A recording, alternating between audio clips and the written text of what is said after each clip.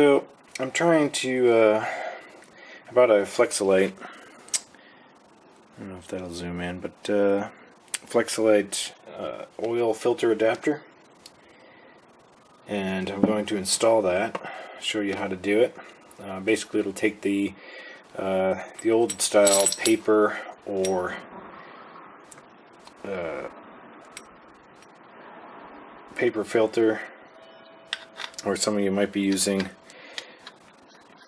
the fibrous filters, and convert it to a spin-on. So this is a Bosch, well, in Germany it's a 3314 Bosch filter. I think in the States they're numbered differently, so I think it's a 3420 if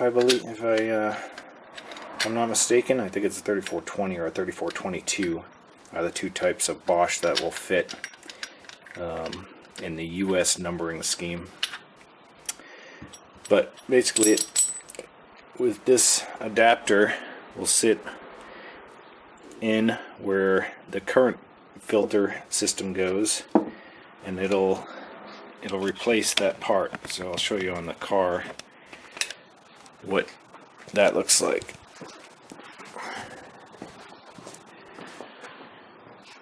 So obviously we'll remove the 5/8 bolt here, take the housing apart, and then remove the old filter. That new plate will sit in here. There's a washer that goes down, and that new plate will sit in there.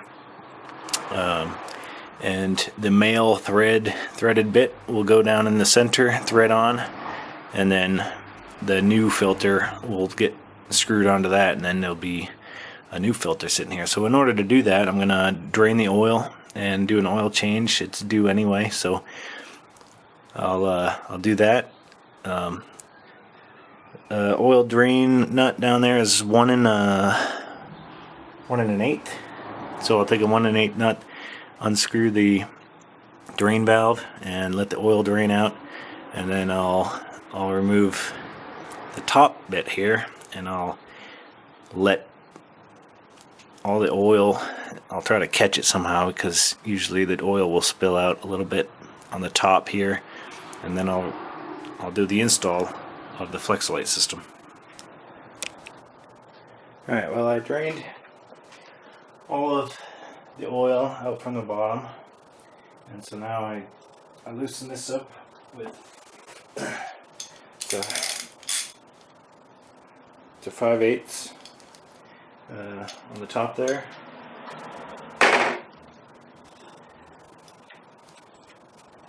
So once you loosen that up, mine was a little bit stuck. I had to just jiggle it a little bit to get it to remove.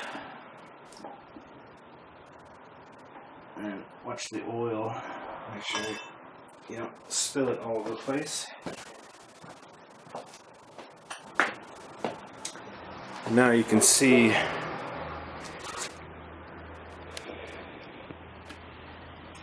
down in there the parts of the old system. Okay, now what the install instructions tell you to use is a bar through this hole. There's a hole inside. This is threaded on, so you have to get it off. And what I did is just really, not very hard, but just gently give it some taps, and it'll loosen up. There we go. Now the rest of it I can do probably by hand.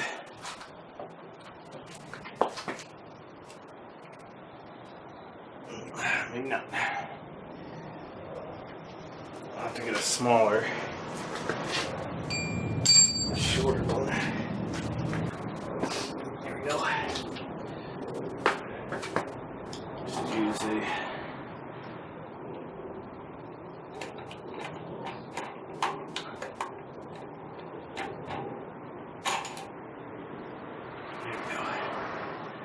you get it loosened enough, it'll come off by hand.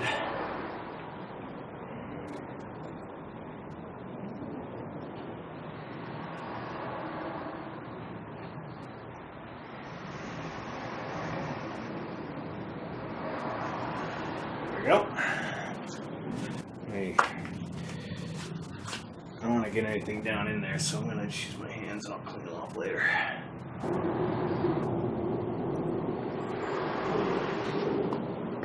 Now, important part of the process is to make sure you get the old gasket. There's a gasket right around this edge. Make sure I'm getting that. Right around the edge here.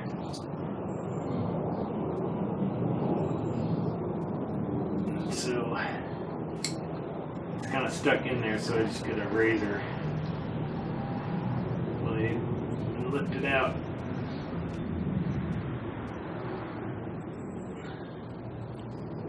Okay, there. That old gasket, get rid of that.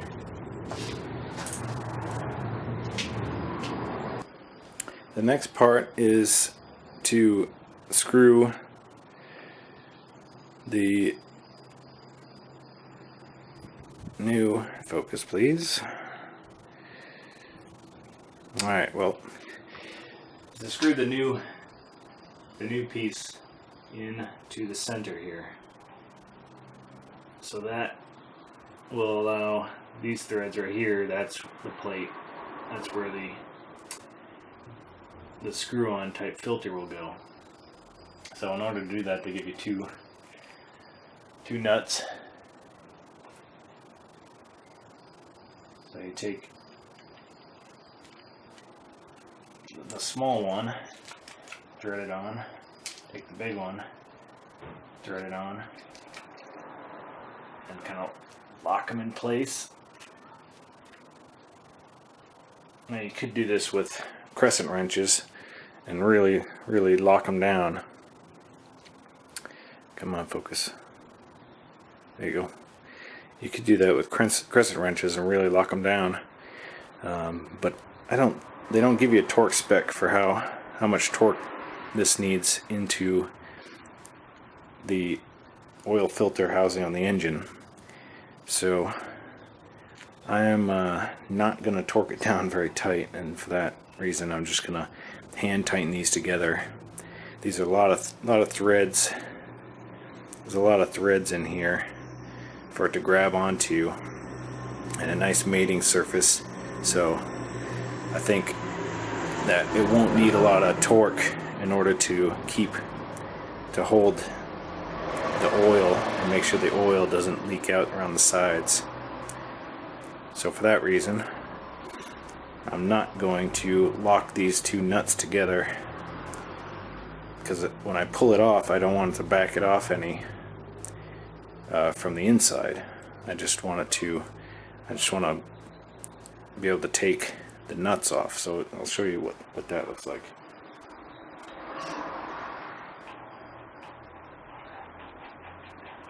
So you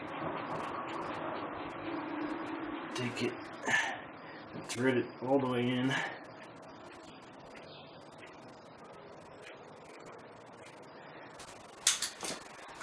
I'm just going to tighten it down just a little bit.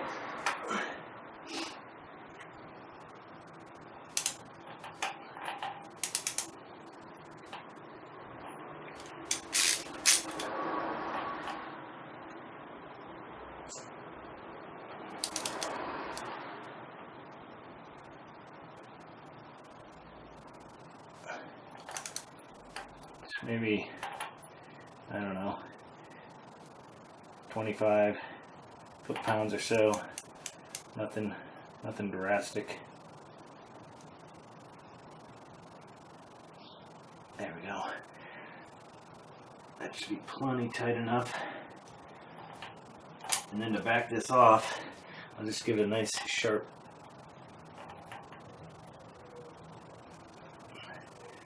punch.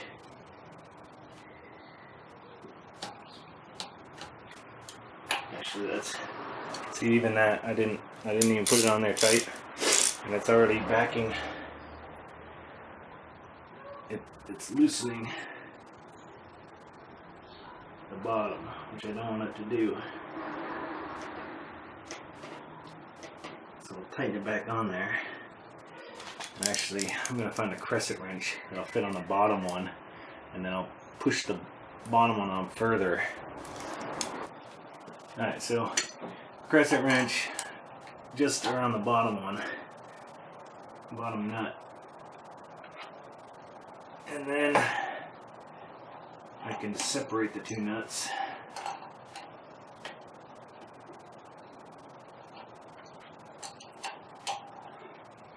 There we go. Which will allow me to pull it off without unscrewing the unit. The kit comes with a new rubber seal. I've already seated it right around the edge here, where you pried out the old one. So seat that in. Then the next piece is brass copper gasket. Goes right around the center and all the way down, and then the plate goes on top of that, and then the half nut gets screwed on top of that.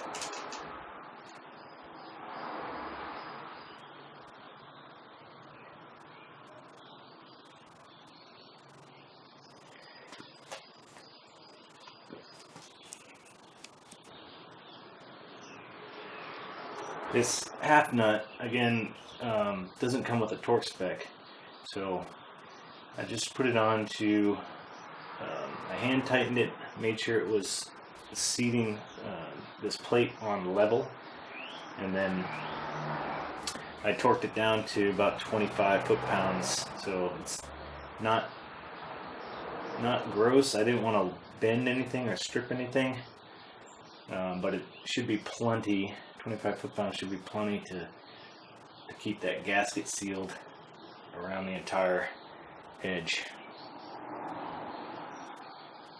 And then the last piece, just screw on your filter. Again, like any screw-on type filter, just about a quarter turn past hand tight. And there you go. Start it up and check for leaks. And that's what I'll do next.